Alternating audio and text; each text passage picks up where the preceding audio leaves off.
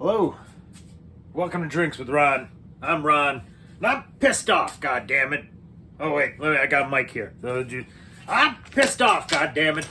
It does feel way better. I see how Carlin did. I feel like I need to carry this around like a prop now. Maybe that'll... Anyway, I'm pissed off. I need a drink. I get too many props and hands. This is why I don't do that. This is... Alright, fuck it. Well, let's get another beer. Pour down the center, release the carbonation. Right? Right. Anyway, I'm still pissed off, goddammit.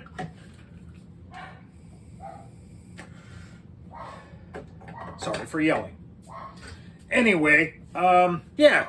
I told you about the tenant. I better get some music. Maybe this will calm me down. Now Ted Jansen's all pissed off, too. He heard I was pissed, and he's pissed for me.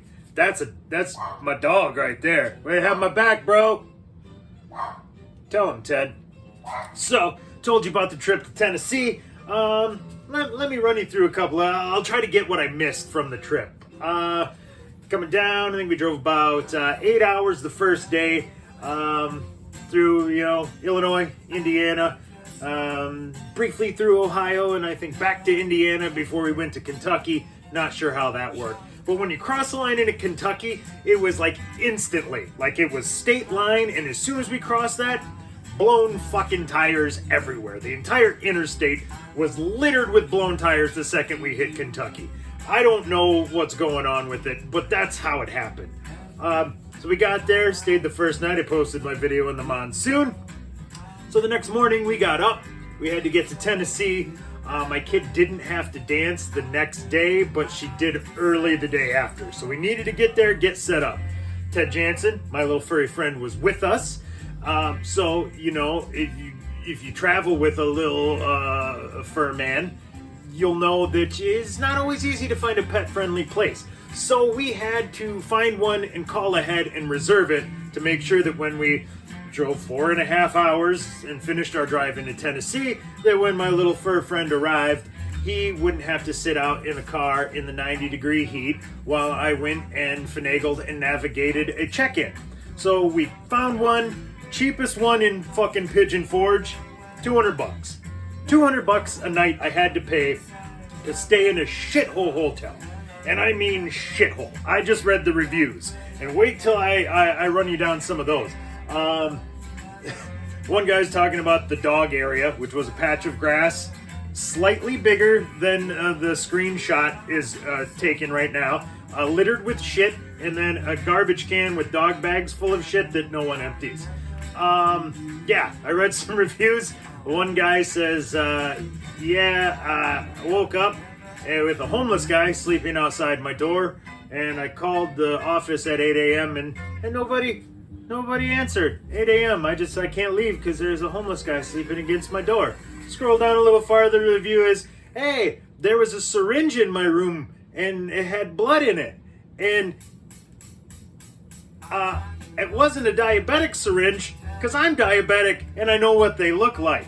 So that's great. I got people saying roaches. I got fucking heroin needles. I got homeless dudes sleeping out front. $200 a night you can pay for that privilege. So we did, because frankly in Pigeon Forge it's a fucking tourist job. $200 was as low as she got. So drive there 4.5 hours. I show up about 2:30 in the afternoon. Still a little fucking frazzled from the drive. I go in. I talk to the lady at the desk. Give her my name. Hand out the credit card. She says, "You don't have a reservation." I said, "Well, we called this morning and reserved a room and gave you my card over the phone to reserve it. What? You can't find my reservation?" So she calls the supervisor who comes over. He can't find my reservation either. Well, what do you know? So now I have to book a new room, one floor higher up, and what do you know? It's more expensive. Oh man, the cheaper room what happened? I don't know. What could have happened? So a couple days later, I'm sitting in the car and I get a ding and I look down and it's my credit card saying, "Hey, you've been refunded $143. I'm like, well, that's great, but if I was refunded $143 from Motel 6, and I am using their goddamn name, that means there was a problem. So I go to my credit card and scroll through. Well, they charged me my $204 for the room. Oh, but that $193 room that I didn't have reserved, they charged me for that too. Oh, but then since I didn't use it, they refunded part of it. But in my head, I'm like, $54. That's a cancellation fee. So I finally call, get a hold of the guy today, I get a hold of the lady, and what a fucking bee. I called and said, yeah, I had a problem, I was double charged, I stayed there about a week ago. She said, well, what were the date of the stay? I said, well, I was charged on the 11th, and that's not what I asked you. So I said, oh, okay. Well, I guess I'll have to take a look at my calendar then. Said it just like that. I'll have to take a look at my calendar and see what date it is exactly then. Yeah, do that and call me back. Click. I'm like, oh, you fucking bust. Rip, go right to my pictures, find a picture from the shitty balcony, looking at all the rooftops and smokestacks of all the shitty fucking restaurants that I was surrounded by. Boop, July 9th. Hit recall, was not 30 seconds between when she hung up and when I called back. Didn't even introduce myself, just said, yep, got that date for ya. Oh, thanks for getting that and calling. No, fucking thanks. You can dispense with the fucking thanks. You say, when you come at me with, that's not what I asked you, and fucking hang up on me, we're done with thanks now. Thanks time has fucking passed, lady. So she looks, can't figure it out. I'll have to have my supervisor look at it. Dog, I don't know what you're fucking looking for underneath there, but it's probably not yours, and I'm not stopping for your whining. That's the kind of mood I'm in. That's my best friend, and I just gave him the business. So yeah, 2 minutes later, supervisor calls me back and starts explaining blah, blah, blah, blah, blah. Well, you came in at 10 o'clock, and you reserved a room, and you canceled it, and you came back later, and like, no, I didn't. Oh yeah, you came in at 10 and booked it. Motherfucker, I was in Kentucky at 10 in the morning.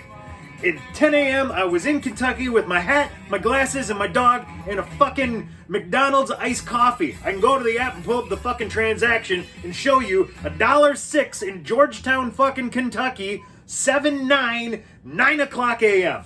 Biggity fucking bang. I know where I was. Don't give me that I was oh, no, we can't take it over the phone. You would have had to bring the card in and give it to us. Like, motherfucker, we called before we left the hotel. We had to give you the card number over the phone to hold the room. And then when I get there, my reservation's been canceled and I don't have one. So, And now the reservation that I didn't cancel has charged me $50. So no. Stop right there. I was in Kentucky at 10. I pulled into Pigeon Forge at fucking 2:30, 4.5 hour drive, and that's when I walked in and booked my fucking room after you told me I didn't have one. Oh, I'll have to check the security camera and call you back. I was like, you go right ahead. 2 minutes. I was at my mom's house, 8 blocks away. Hung up with him, got in the car. Before I got pulled into my driveway, he's calling me back, saying that he has reviewed the security footage from July 9th, found the date, found 10 o'clock, and he says, oh yeah, I have you on camera at 10 a.m. Motherfucker, how do you know what I look like? I stayed there over a week ago, and I wasn't there at 10 a.m. How do you know that that's me on that footage? Oh yeah, you came at 10 and you and your girlfriend, and then you booked the room and you decided you didn't want to take it right then, so you canceled it and came back.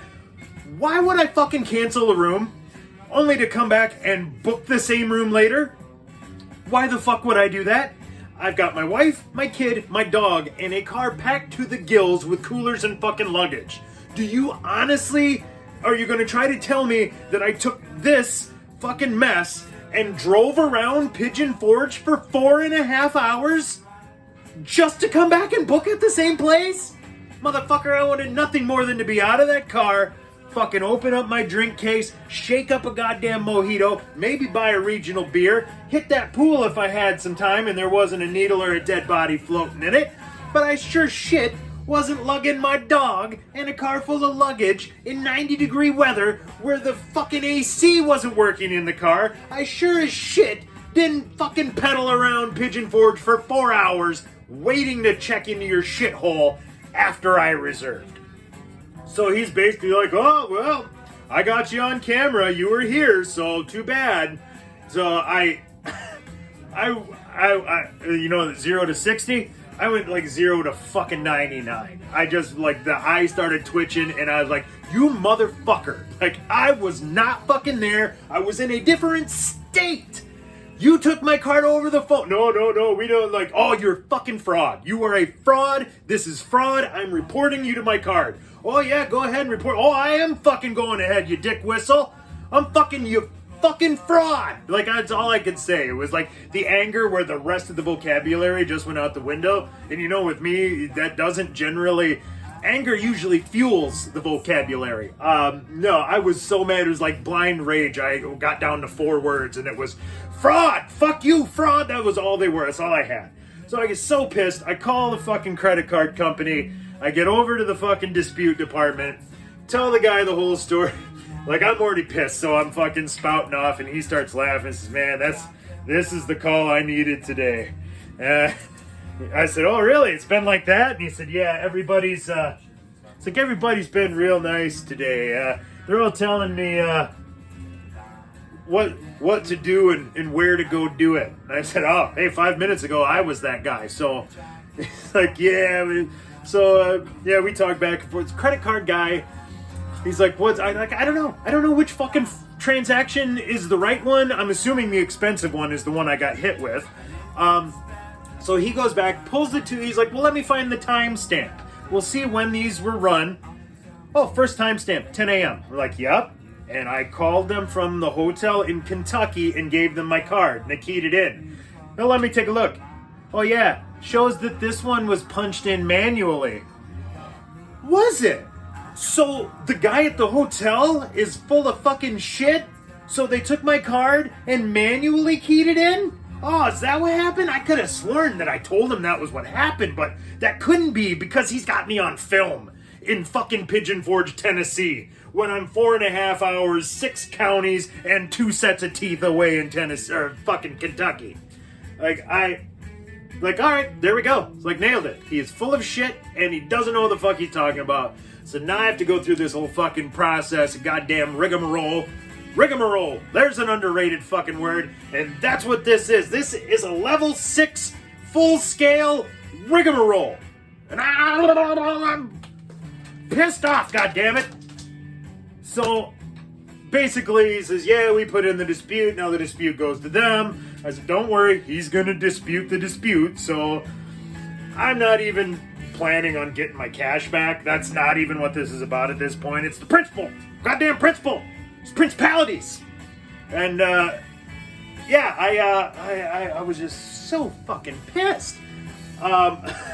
So, first thing I do, boop, gotta go write a Google review. So I wrote like a 4-page fucking Google review, like, where I said all that shit. 4 hours, where did I go for 4 hours? I'm sure I would have loved to be in a car packed like fucking sardines with a dog whining on the verge of fucking overheating with the air going out. Yeah, I'm sure that's why would I check in and get an air-conditioned room when I could just drive around fucking tourist trap Pigeon Forge for 4 hours? Well, that'll do wonders for my road rage. So, I'm like, what, man, fucking whatever. But then I decide, well, if I've had this experience, I start scrolling down, and my fucking God. Oh, yeah, we stayed for X amount of nights. It was supposed to be 400. When we left, we got charged almost 800. Oh, they told me it was 200 for the 2 nights. It wound up being 400. Oh, they told me it was this much, but then it came back $50 higher. When I asked them what it was, they basically said fees and told me to fuck off. Yeah, I mean, you say what you will about the used heroin needle and the homeless guy sleeping on there. I mean, I'm gonna be realistic, man. That shit could have happened just as easily at the hotel a block up as it could have at this one. There's no real discernible difference. It's not, that ain't their fault, I'll say that. But this fucking shady business, I fucking knew. I told the dude, when you put in this fucking dispute, make sure you say that, I said, at this point I hadn't done all of my homework, but I said, I'm pretty sure this is a thing they do. This is a plan. This is how they do it. So, yep, scroll down the reviews, and that's just fucking every 6th review. Double charged, overcharged, not at all what they told me on the phone. So that's when I was like, boop, fucking light bulb. Goddamn CFL swirly light bulb. Not one of those, you know what? It was not one of those old school incandescent going fuck. No. CFL. This was a new idea, and I thought, these pricks, you're Motel 6. You're a franchisee. You got corporate overlords, motherfucker. So not only did I put this Google review in, but then I went to Motel 6's corporate fucking website, emailed them, and said, hey, I suggest someone from your team go take a look at the Google reviews for Motel 6 and Pigeon Forge, because this guy down there, this franchisee, is fucking you guys up bad. He is trashing your name and your reputation and fucking with your customers. That reflects on you. So go read the reviews. They're consistently overcharging, misquoting, double, like whatever.